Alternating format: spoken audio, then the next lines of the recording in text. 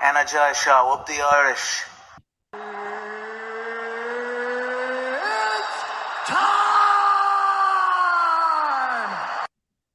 Okay, what's going on, guys? Welcome to a brand new episode of Energized. Ross, Are you intoxicated or something? introduce the guest, man. Today we have the king of cage fight series. It is the GTA selector, the flyweight sensation that is Jer Harris. Jer, how you doing, bud? What's the crack, boys? All good? Good to be back. Great to have you back, Jer. Really is. Jer, we're going to get straight into it. You're coming off a massive win, Cage Fight Series 12. You're now fighting on Cage Fight Series 13. But not only was your performance absolutely epic, it was the post-fight promo afterwards. Was that rehearsed or was that just off the cuff? That just rolls off the tongue, that stuff. To be honest, I'd be surprised at what I do say myself half the time. Jer, at one stage, we were sort of like, maybe they should cancel the rest of the fights and just leave Jer Harris on the mic. Yeah, I was trying to get on the mic. I was trying to get on the commentary. And they were like, yeah, we'll let you for the last couple of fights. But then by the time I went back and got changed and all, I never even thought about coming up and asking them again. Yeah, because I do like the old commentary jokes. They're not too bad. It's a bit of crack, like, and I like to fucking shout out a little bit of stick on them. Know what I mean? But, yeah, we saw you and Paul Brown do a Cage Legacy, and that was fairly epic. Yeah, they were good. I enjoyed them. Hopefully get back on another couple this year. I enjoy the commentary, and it's a nice little fucking different way of watching the fights, and because you're trying to explain what's going on, and obviously I'm just getting excited watching it anyway. Know what I mean? No, absolutely. You definitely get the fans energized, Ross. Yeah, he definitely does. It's definitely a unique style. Only the Ballymun Superman could pull that off. But Jared, tell us this. Obviously, you were happy with Cage Fight Series. You're back up again with them. You must be knocking on the door of a title shot already. You know what I mean? You're obviously one of the biggest superstars they have on that show already. So, kid who fought after me, a Brazilian guy, but I think he's actually at the signing for Cage Warriors now. But there was little talks afterwards of maybe me and him fighting for the title because they have no flyweight title. And then obviously, I think he's moved to Cage Warriors or something like that now. So, and we'll see what happens. He had a pretty impressive victory as well, didn't he? Sorry? He had a very good victory as well. He was on straight after you. That was knee, like, but yeah. No. Sure. You probably have a few shots to select for a mudge jar. Man, I'll hit you with the kitchen sink and you wouldn't even know it. I love it. Tell us this one. Obviously, Owen Roddy's gone off to the Ultimate Fighter, which is pretty cool. The Mac is back. What's training camp been like now with Owen gone? Training camp doesn't change. It just still putting in the graft, getting the work done. Fucking, just showing up to the gym every day. It's just about being consistent. Max has been doing some ground and pound sessions. I've been doing the striking sessions. I've also been going down to Rhino and getting some extra sessions in down there. And then Neil Sherry's been doing some extra work with me lately over the last week or two, getting ready for the fight. Yeah, tell us about that. Obviously, Neil Seary, Cage Warriors double champ. What's it like to get to work in with him, with the UFC vet? I just like getting to a stage now where like the likes of Corda and stuff have left their gym, so it's like I'm the longest member in the gym, and I'm like Andreas is there. There's like Andreas level wise is there as well, but level wise it's me and Andreas, and there's a couple of fucking like the weight difference between us two. It's very hard to be doing rounds with each other. So the likes of Georgie from over in Paddy's gym, I've been getting up.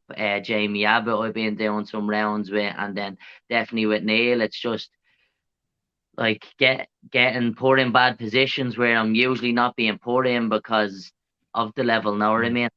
Like, so especially when all the lads are coming up on their own and they're doing Owen's classes, and I've been obviously training on them on my whole life. I know all the sequences off the bat, and So the lads are learning, I know, and I know the defence to the defence.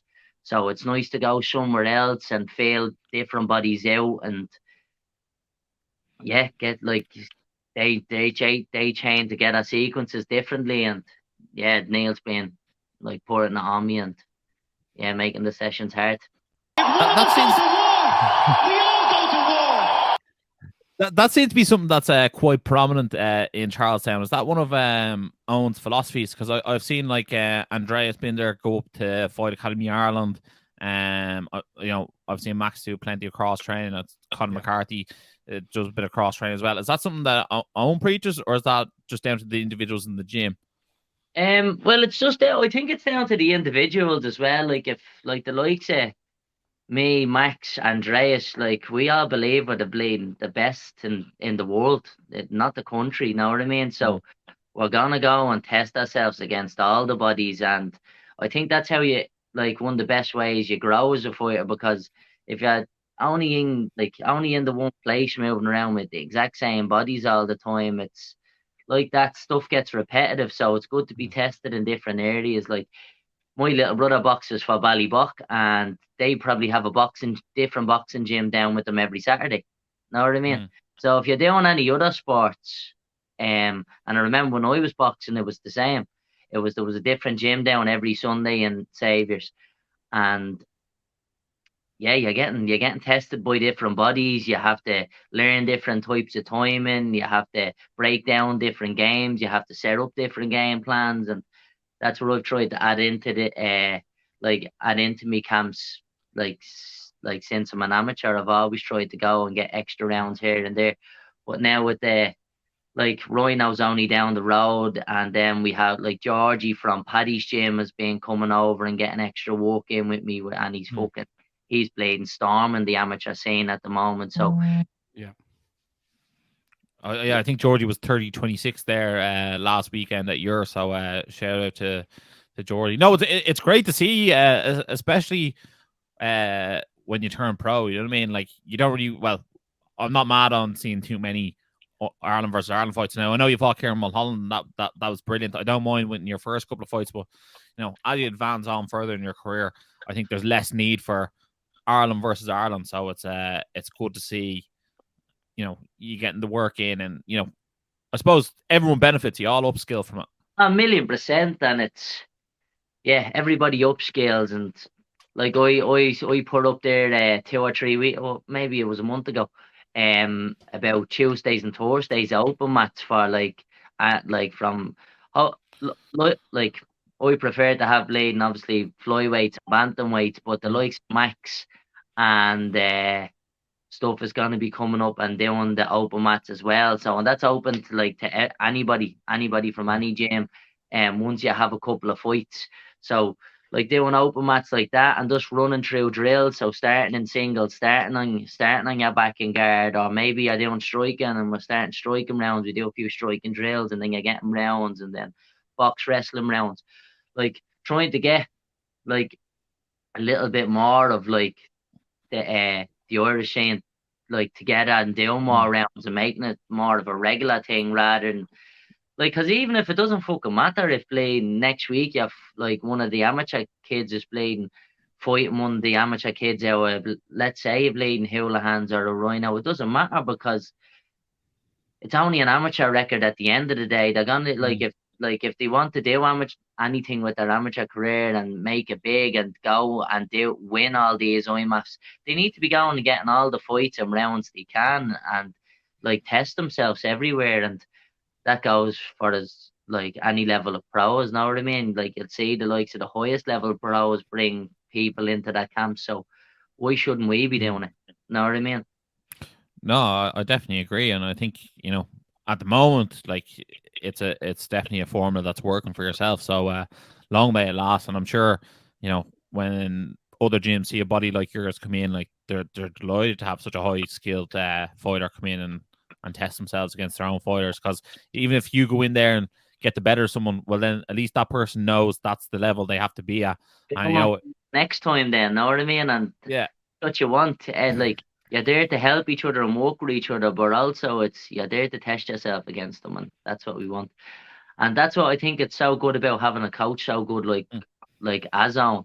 Like Owen doesn't mind like the rule in our gym is if you're fighting under Charlestown, you make all Owen sessions. If you make all his sessions, he has no problem with you getting extra work in elsewhere. Just once uh it's not taken away from your sessions in our gym, know what I mean?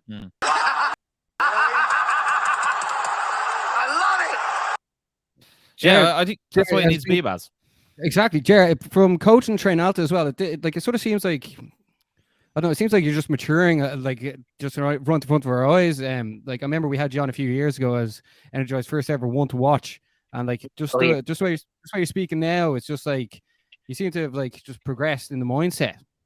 Yeah, getting a lot better at speaking, not so much as and fucks while I'm bleeding, tipping. You know what I mean? That's slightly disappointing, but maybe it's the glasses, but maybe it's the glasses as well. It make me look smart, make me feel smarter, isn't it?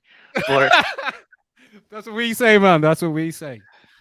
But yeah, no, it's fucking. I think all like the teaching helps. Like I've been coaching since like helping coach since I'm 15. Like I got me blue belt when I was 15, and then I started helping out with the teens classes, and then progressively like bringing like getting extra rounds in on the weekends, and like bringing lads up and showing them little bits I'm doing, holding pads, and then obviously now I'm probably one of the like I'm one of the main coaches in the gym. Like I'd be probably next under Roddy other than Gav Kelly. Like yeah, and I think just for all the coaching, I think it develops your skill set to another level because you have to understand all your techniques as well. But also how you learn how to break down things for all the different type of learning types, know what I mean? Because some people can just watch it and they'll just do something straight away. Some people need it broke down step by step, and yeah, everybody's different, so you can't be bleeding, fuck this, what am I doing when I'm trying to coach something, know what I mean? So trying to stay on the ball a little bit. Might threaten them every now and again, but how good does it feel to not only threaten them but give back to the community, Jer?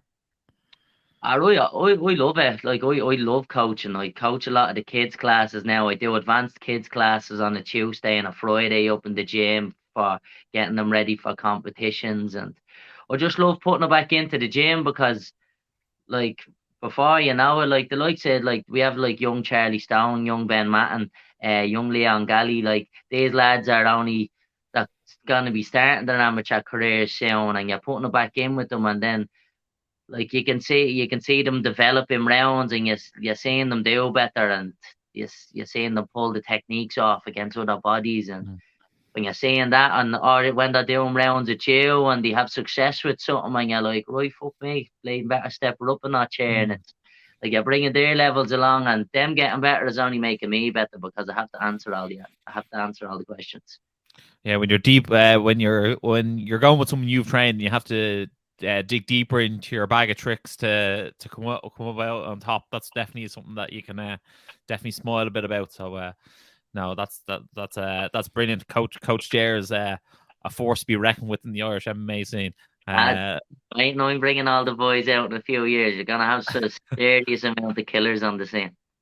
No, we love to see it. We love to see it, Jer. But Jer, tell us about Cage Fight Series 13. You're going over to Austria. You're fighting a fella called Florence Stan.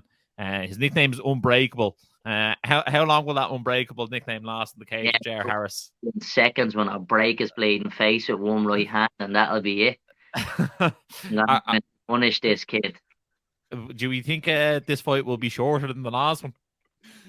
We don't know. I'm looking to finish any second I'm in there, you know what I mean? And that's it. Like I'm going in there, I'm gonna put the shots on him, and he's gonna crumble. Jared, just so I know for the bookies, will you be in the cage longer fighting or on the mic? Probably longer on the mic, you know that. Oh, that's epic. Yeah. Obviously, Jerry, you had a very, very successful amateur career, and your pro career has taken the same effect. But do you think that successful amateur career has set you up to move maybe quicker up the ranks in your professional career? Yeah, hopefully so. I've had good fight opportunities so far. Like with the likes of Cage Conflict, gave me a good first professional fight. And then Cage Fight Series, like they're on Fight Pass. So, like, and like that's that's the pull that Cage Warriors have. Obviously, like a lot of lads have gone to the UFC from Cage Warriors, but it's also the fact it's the audience that hitting that UFC Fight Pass audience, and Yeah. feel that's what I'm getting. Like I'm getting that from Cage Fight Series anyway. So yeah, hopefully the fights come along. Like I'd love to maybe fight across the water a little bit further, maybe in America, and start like testing out what the scene is like over there as well soon enough. Um, but yeah, I definitely think it's set me up for like better fights as a pro, and I think all the bigger shows, when they look at your amateur career, even though I don't have many fights, they're looking at people who I fought and the way I've finished me fights and the way I speak and the way they see me and what I'm doing now as a pro. I think they'll whip me up quick. Know what I mean? Nobody's Yeah, gonna turn the around. star quality there. The star Yeah. quality isn't. A million percent. I'm one of the best in the world as it is. Know what I mean? Whether that's speaking or fighting, but I'm gonna be fucking. I'll be at the top in no time. Like I'd love to be in, like, in my head. I think I can be in the UFC by the end of the year, if not have 2 fights. Just once I get the fights, that I have a big problem. I have more bleeding pullouts than a fucking Brazzer. I keep saying this, but it's ridiculous. So yeah, hopefully the fights come off now. And if fights aren't coming off on this side of the water, maybe we go across and see what the story is. Hopefully I'll make some links up while he's over there and things like that. Like I know when Dean Barry was in our gym, there was the likes of that Titan FC and see a couple of people fighting on that Combat Global. So I'm sort of thinking to myself, why am I getting the opportunity to fight on this as well? Know what I mean? Because like that, it's the more like the more you're traveling for fights, the more exposure you're gonna have across the world, isn't it? And I'm already a world champion, so let's make it happen again. Yeah, but Jared, I think like some of your comments are very, very valid. Like for instance, Bellator was on over the weekend, and there was no less than 12 SPG fighters on the card, so it's really hard to stand out there as well. And then the Oakham Cage Warriors card, it's like full of Irish as well. It's going to be really hard for people to stand out in that as well. They're going to have to really, really put on a great performance. Whereas you're going over yourself now on the 13th. 10th, No, the 10th. Sorry, no, I have it written here. Sorry, you're on the 10th and the 3rd month of the year, March, together, Basmo. Yeah, no, sorry, no, on Cage Fight Series 13 on the 10th of March. Excuse me, on the Friday. That's going to be live in UFC Fight Pass. Everyone's going to be tuning in, especially after your last fight. It went so viral. This time around, they're going to be checking it out as well, and to not only see a fight, but see what you say on the mic afterwards. Because like, you know, I mean, it's difficult to stand out in a huge crowd, but if you're going out by yourself, flying the flag yourself, everyone's going to be tuning in, and I know they will be, because everyone can't get enough of the GTA selector. You know that, but that's what I reckon. Know what I mean? I don't, like, if I fought on that Cage Warriors card and I fought on them Bellator cards, like, I know it, like, I have serious pull ticket wise. I know I'd have no problem selling fucking 100. Ballymun would be empty. Exactly. And that'd be it. The place be up in flames by the end of the night. No, but even just that, it's I know my fight style, and like that, people want to hear what I have to say, and yeah, I think like Roddy's been bred us into us since Blading 11. It's like you go in there, whether it's jiu-jitsu, wrestling, blading, MMA, whatever we're doing, you're going in there to finish the fight, and you look at my results so far, they speak for themselves, know what I mean? So that's what I'm going to look to continue. Go out there, look to finish fights and have a good time doing it. Jer, if you could send Ian Dean, Cage Warriors matchmaker, a message to get in the Dublin card, what would you say to him? I don't know. Just tell him to have a look at it, know what I mean? I'm here to break people's faces, and that's fucking it. Get someone up on that Cage Warriors mat, and I'll light them up like a Christmas tree, know what I mean? There's like no problems. I'll be the biggest star on that show, easy. There we have Don't do it, buts or maybes like we do absolutes. There you have it. Well, Ian Dean watches the show, so he might have a look at you after this, chair, and see if we can get you up there. Yeah, Cage Fight Series might be annoyed with us, so hopefully they didn't watch this far of the show, because it's going to be live on UFC Fight Pass, but we'll definitely tag Ian Dean as well. Sure, look, if Cage Fight Series want to keep a hold of the GTA selector, they have to get the wallet out and pay him the big bucks. Yeah, that's it. You know that. Yeah. I love it. Jared, Extra £2 doesn't go astray here. needs them for those designer glasses he does be rocking. Man, I need more of these Crocs, you know. there Limited should be edition, Superman those ones, jokes. no? You need a pair of Superman ones, Jared. Yeah. Like these colourful ones. Yeah, little tie-dye chats can't be beaten. Jer, it's always brilliant to have you on the show. Obviously, for people tuning in now, Jer is fighting on the 10th of March at Cage Fight Series in Austria, live on UC Fight Pass. We'll be promoting this fight all week because, Ross, UC Fight Pass is the best. Yeah, it is. It is the best combat sports platform in the world. That's why we're on it. That's why Jer Harris is on it. Jer, thanks a million for joining us today. Yeah. We love having you on. Yeah, Jer, anything else to say, but it's always entertaining to have you on. Yeah, no bother. Just make sure you tune in on the 10th of March to see someone get that face rearranged. And yeah. We love it. You love it. If you're watching this on YouTube, make sure to like, share, subscribe, hit the bell notification to not miss any more content that we're putting out here. And as always, stay energized. Go on. Energized show, up the Irish. Been sussing you guys a couple of times. I've seen a couple of clips. I think you've done some interviews with Dylan Moran and that I saw. So keep going, keep up the good work, guys.